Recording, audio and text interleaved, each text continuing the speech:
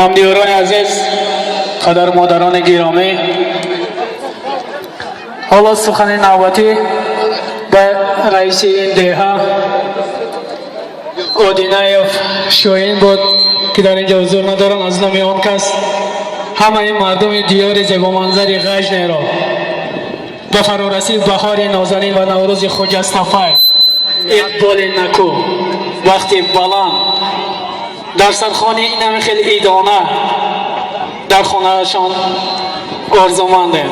بگذار هر یک شما تنی سالم داشته باشید، تنی بیدرد داشته باشید. خدا کند که چه آرزو و عملی که در دل میپرورید جامعه عمل توشید. میگوید رئیس این دهه آدینه شاهین، نوروز شما مبارک باشد رئیس محترم.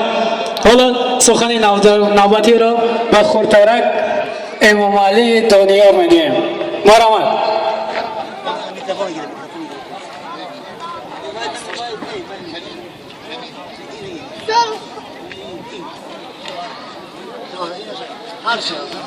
صلح و وحدت را اساس و خلق و ملت را سیما، برقراری نظام و حادیش در کار ما، صاحب عنوان و سعادتمند و فخر علما، پیشوای ملت ما را نگه دارد خدا.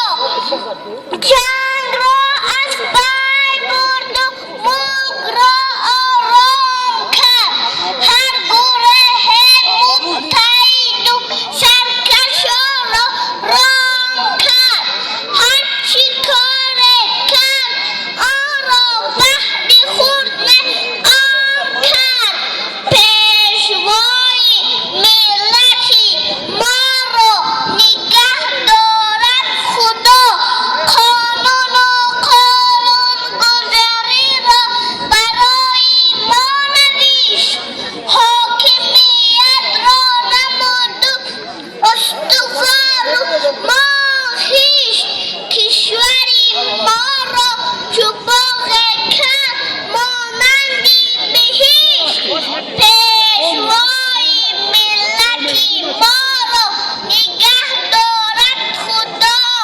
تاجیکستانی عزیزم کرده مشهوری جهان، یا که نوروزی عجب را جشنی بین مردمان. دانیار را با شاکر و دعاگو هر زمان، پیشوای ملت ما را نگه دارد خدا.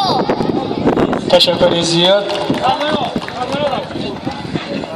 رهبر خوب کردن امامعلی رحمان، طلب کند از مایان علا خانه فرزندان.